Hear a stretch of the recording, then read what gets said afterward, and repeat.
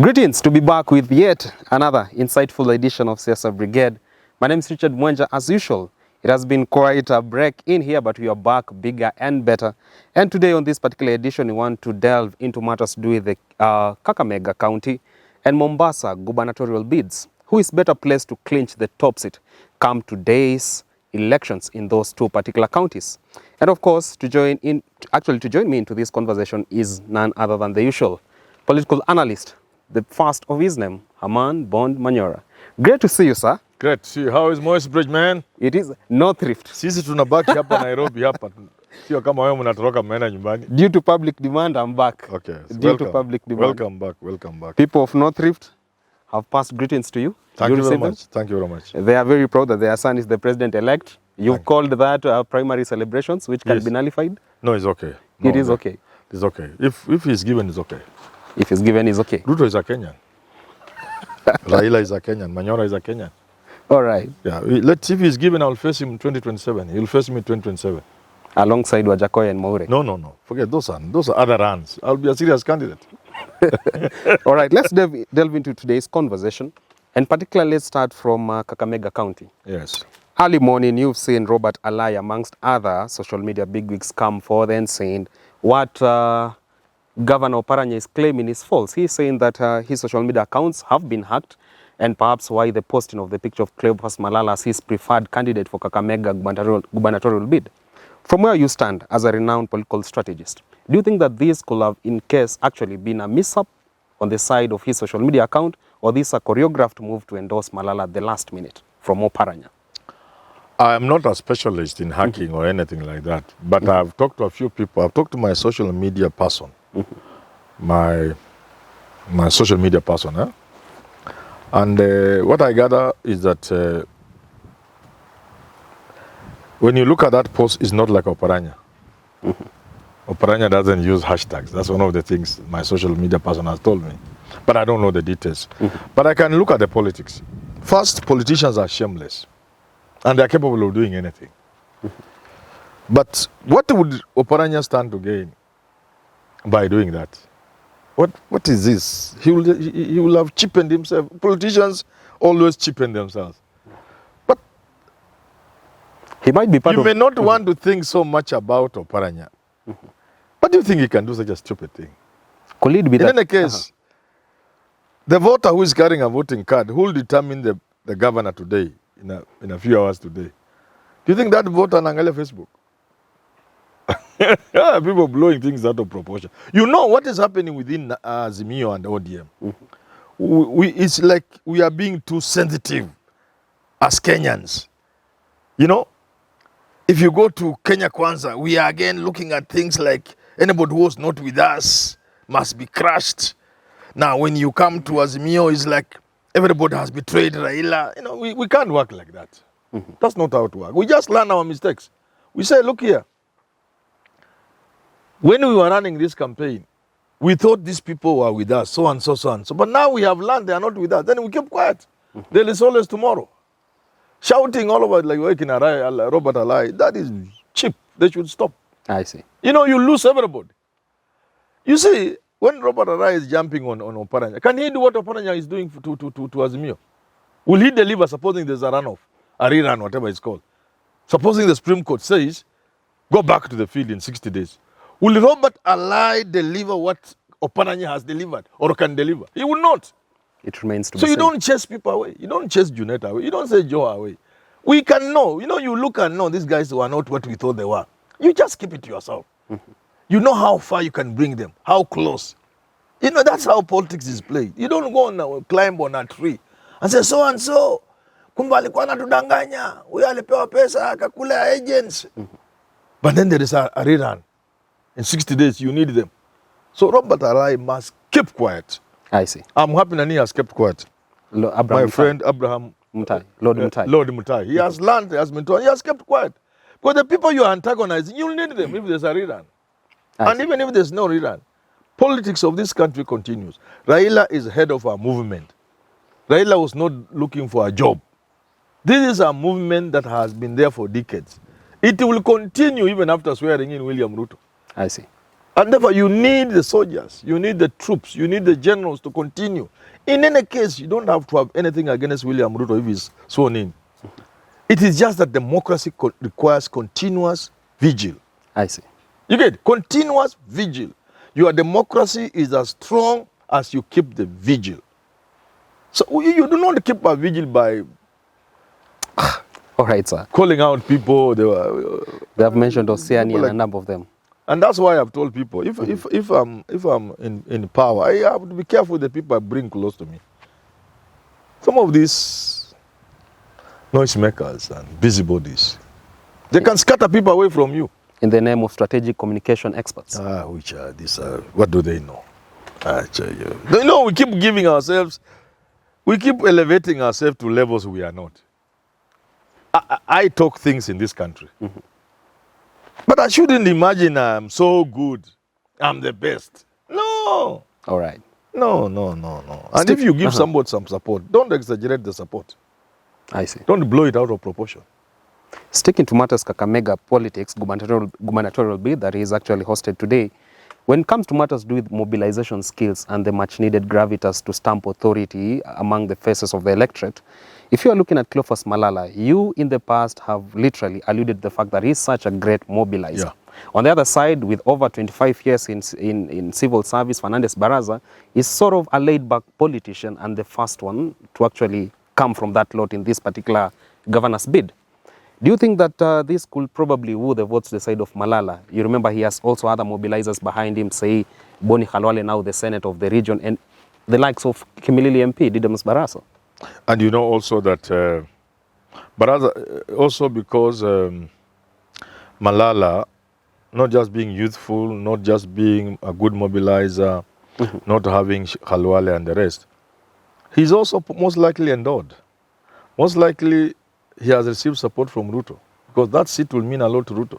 So if he receives support from Ruto, and so that is not just mobilization skills, you are fairly facilitated. Your logistics is not an issue. He can give Baraza a run for his money. But on the other hand, Baraza starts with a distinct advantage. Which is? Which is, ODM swept almost all the seats in Kakamega. I think almost all of them. Even one which I was surprised. There was one I was surprised that I was able to take in Likuyani. The Likuyani, is it in Kakamega? Yeah. I was surprised they took Likuyani from Kibunguchi. That was a major, major surprise. And my friend Nabil Lugari. So you see, so really basically Likuyani and especially Lugari, you lock out Malala completely. Then you see, if you have all those MPs, beginning from the southmost tip, Khusero, Butere, coming up, Mumias, Ukoju, Kwakina Wangwe. My friend, by the time you get to Lugari, with all those MPs, if they are mobilized, if they are mobilized and well facilitated, and facilitated, which is one thing that side is not good at. I see. Because I'm sure if you facilitated the movement of these MPs, they won all the seats. Why would they lose to Malala? How? All right. I don't see them losing, but it is possible they could lose. But, and again, I've just been informed, there's such a terrible low turnout. That seems to favor the man who can mobilize the most.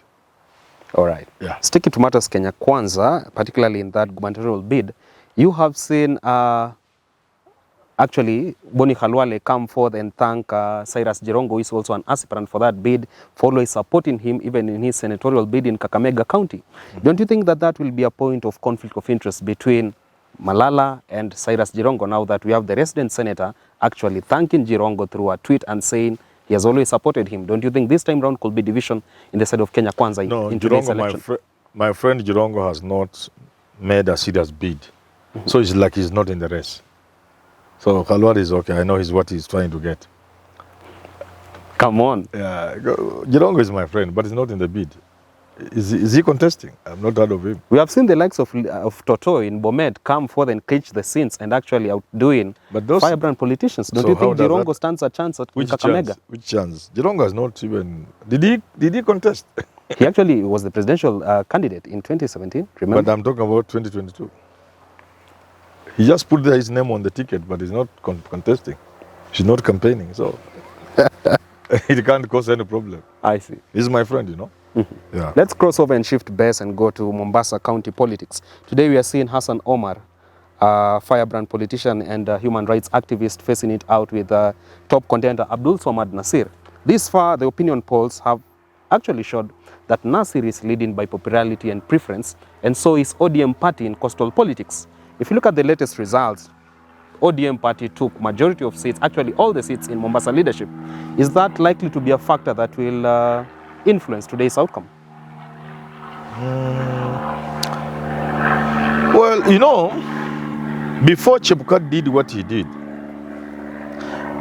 these cheap tricks of Chebukati of postponing an election because of, you know me, I'm a printer and a publisher. Somebody cannot come up with a ballot paper and tell you it was printed wrongly. Never. Absolutely never. Never. Never. Never.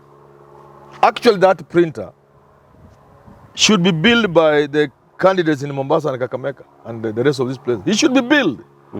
Because before you print, there are proofs which you sign. The candidate must sign. Must say, okay, we had 5 candidates. Why are they 6? We had 10. Why are they 4? This is not his name. This is the name, but not the party. Then you sign. It can't change after that. It cannot change. There's under no circumstances. This is not the old traditional of litho printing. No, this is digital printing. It can't change. And you don't need to go to Dubai. No, you don't need to go to Dubai. You send the printer, the names, say Mombasa, Nasir, all of them and their symbols and their deputies. The way it is an artwork. You've done it the way it should be done, design. The printer looks at it, puts it in some format, and now brings back to you. You as Chebukati, you don't even look at it. You give the boys. The boys look at it. By the time it comes to Marijan's desk, it has been checked by 5 people. It's correct. You just tell that man, fine, and that's all. He can't change. But anyway, so before these games from Chebukati, Abdul Swamad, I don't know how to pronounce that. Abdul Swamad Nasir. Abdul Swamad Nasir. Swamad Nasir was already the governor. So these games were brought to deny him that and to deny Raila the turnout he needed. Because the governor is the one mobilizing. Many people going because of the governors, especially because of Nasir, looking at the coastal politics, especially Mombasa. So before that, he didn't have a competitor. But now with Ruto being president-elect, and you see, not content with what he had done, Chebukati was still trying to take this thing post-Tuesday, after perhaps the Supreme Court has confirmed Ruto. Then that means Kinabaraza and Nasir would not have had a chance. Even now, Omar Hassan is featuring and people are talking about him just because Ruto is president-elect, but nobody would have talked about him. Don't you think they are talking about him because of the Mike Sonko element in his campaigns? No. Don't you think Mike Sonko is a little weapon in that particular bid? No. If Sonko was standing is a different thing, but not mobilizing. I know the politics of Mombasa. Yeah. I see. Sonko was going to give Nasir a run for his money. But Sonko is not going to change fortunes for Hassan Omar. He can't. However, because Ruto is president-elect, that's the one magic that's giving Hassan Omar the visibility he doesn't deserve and that is not his. Don't you think it's because Hassan Omar has a past with being this firebrand human rights activist? And probably many people in coast and abject poverty are seeing this is a person who will channel our People cry. don't eat words at the coast, which Hassan Omar is talking about. People get support from Saudi, from where, from what. And the Nasir is the Jaws who organize those kind of stuff. People don't seem to understand the politics of Mombasa. People don't eat support. Even when he became senator, he didn't become senator because he became senator because he was NASA. Yeah. But even now, even with all this president-elect business, he may not get far. I see. Yeah. But if he won, I would attribute it to the president-elect factor. But he was not a contender. No, Nasir, the person who would have given Nasir a run for his money was Sonko. All right. The moment Sonko left, Nasil ought to have taken a holiday I see. to come back to be governor of Mombasa. Just to conclude, are you saying that it is a grave mistake on the side of IEBC trying to change the history of coastal politics by now the postponing of these elections? Do you think now this has written off the history of coastal politics? It was cheap and foolish on the part of the IEBC and Chepukati to do that. Because in today's age, you cannot lie to me. There is a mix-up on the printing. I am a printer, I am a publisher. It is simply not possible. I see. Even the computer itself will flag it out. You cannot do what IBC was doing it without a program. You cannot go and type those things. Oh, Raila Odinga, William Ruto, Mwaure, nani mwingine? Wajakoyo, na alama yake huyu ni bangi, alama yake huyu sijui ni nini, running mate. Never. It's a program. All right. It will flag out the mistakes itself. But even if it didn't, even if you didn't have a program, you just did it manually, you printed with the art, with your designer. The designer will tell you. All right. Let me tell you something else. The designer will tell you the format in which that thing appears. If you are given on your computer, you cannot change. When I take a book I'm publishing or an item I'm publishing, I want to go to print. When I take to my designer, Sarah, a very good lady called Sarah, if she brings it back to me, I can't enter it. It is in design, for example. Nikiingia inabomoka. So I have to print, overwrite, and take to her to change a few things. All right. So let nobody lie to you that there was a printing error about Mombasa. I see. Even in Rongai. You can see what's happening in Rongai. It confirms what I'm saying. You see in Rongai? Tumekuja kungoa. Moise region. The last of the Moise. The people saying it must be very stupid. I must point out to them, you are very, very stupid. Gachagua is what he is because his brother was a governor. That's how he made his name. Otherwise, he just remained another villager boy there with some little money. All right. Tomorrow, and we must say these things, because tomorrow Nick Ruto will want to be something in this country. Do we want to point out and tell that your father was deputy president or president? Is that what we want? We don't want that for our children. If my son wants to be a lecturer at the University of Nairobi because I'm about to retire, why would somebody tell them your father was a lecturer so you don't deserve being a lecturer here? We must. Hiyo kitu ya kungoa at the last of the Moise tunangoa. Hiyo paka tuache. Very insightful, very insightful. Many people are saying that the late Kivitu was the only chairman of Election Commission who went home with the biggest burden. Do you think now this one for Chebukati will even surpass what Kivitu, the curses from the electorate? Don't call it burden. Elections bring countries down. Every time you have a bungled election, blood flows. In 2017, do you remember Baby Pendo? Do you remember Master Mutinda? Do you remember the 20 or so coffins that left here to go to Luo Nyanza? Every time you bungle an election, human blood flows. And that blood will live with you and generations of your family to come. All right. Never think it is a simple matter. Human blood is not something you want to play around with. Human blood. Human blood. I have an example to give you even as we wind up. Why do you think if an elephant kills you, especially a bull, you know two things happen?